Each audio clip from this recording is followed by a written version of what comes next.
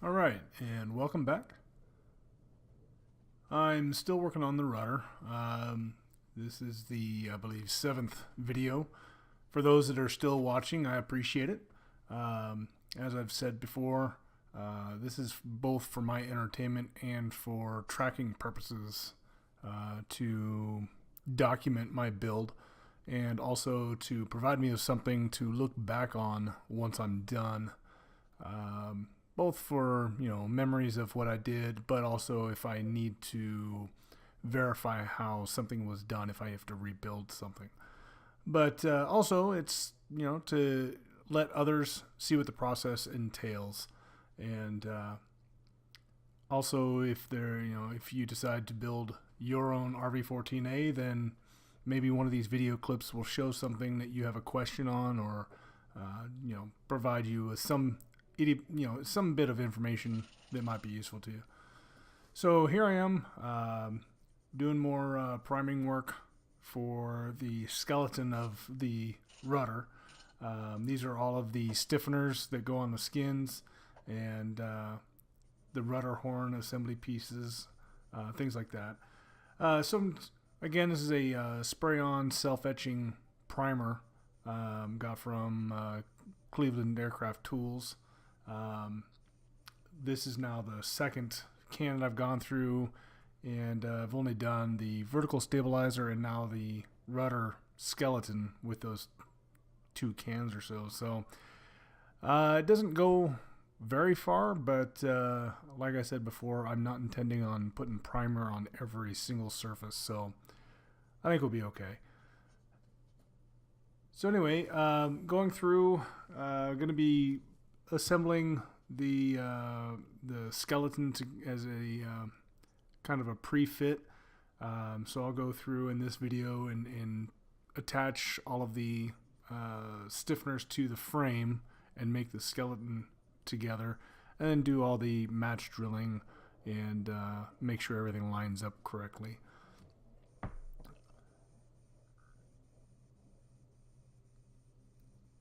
One thing about this paint is this primer is make sure you have a well ventilated area. This stuff has got a pretty potent smell to it, and definitely want to have a well ventilated area.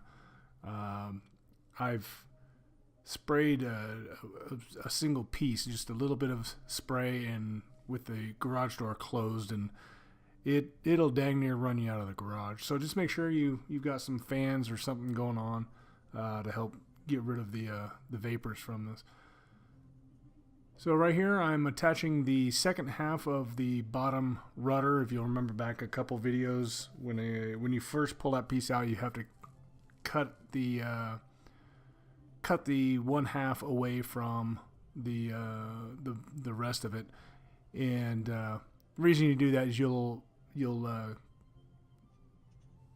rivet one half to one skin, and then you'll rivet the other half to the other skin, and then you combine the skins together. Unlike the vertical stabilizer where the skin wraps around the frame, this one doesn't. The skin is two separate pieces. So that's why all of these stiffeners are basically ribs that are cut in half. You attach each half to its respective skin and then put the skins together to make the rudder.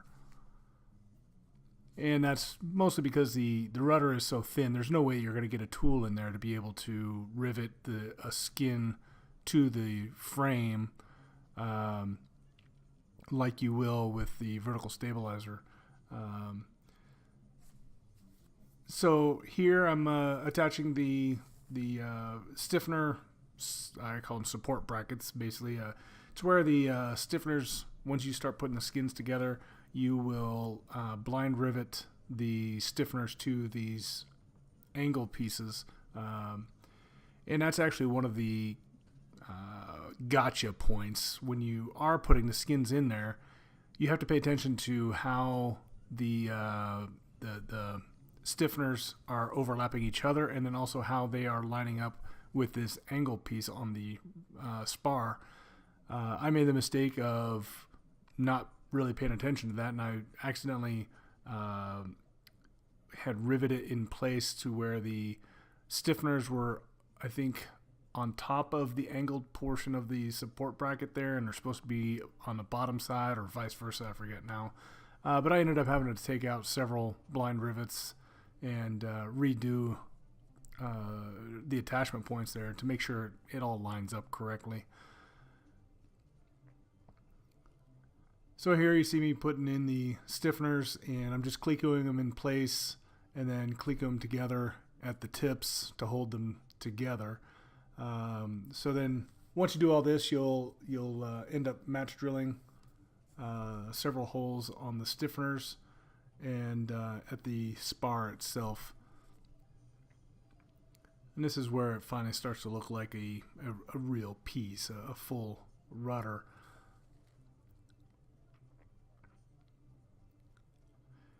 And again, these are all the pieces that you separated.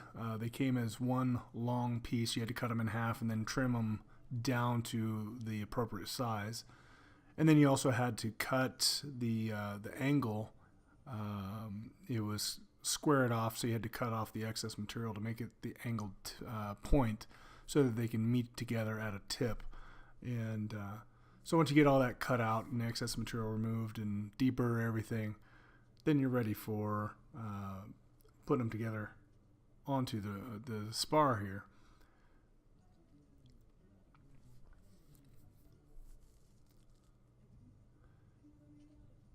And you can see the skin that my instructions are sitting on. That's the left skin.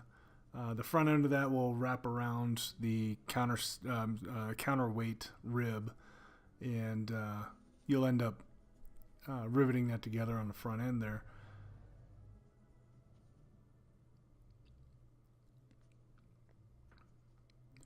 The other trick that you're going to have to work around on this is when you complete the skins, you put the rudder together, you put the trailing edge in, everything's riveted together. You have to take some round form and shape the front end of the rudder. You basically are going to roll the front ends of each side of the skins on the rudder so that you can have them meet and then rivet them together. I believe it's a blind rivet. A lot of builders will use a PVC pipe.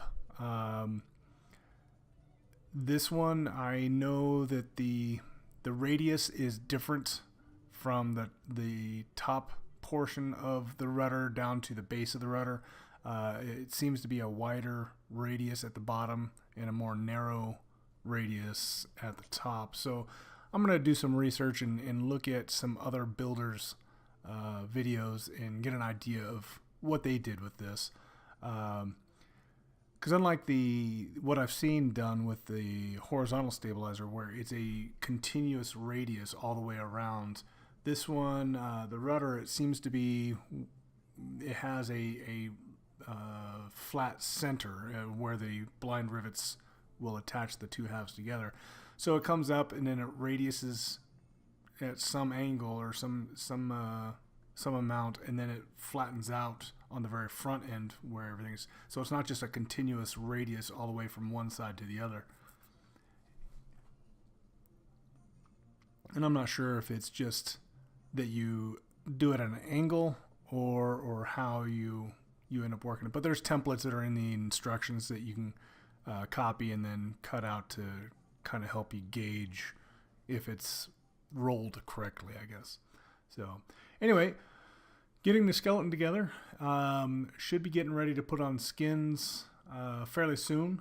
And as I start getting these together, I'll put them out on my page here. So again, I'm going to let this roll out, and I appreciate you following along.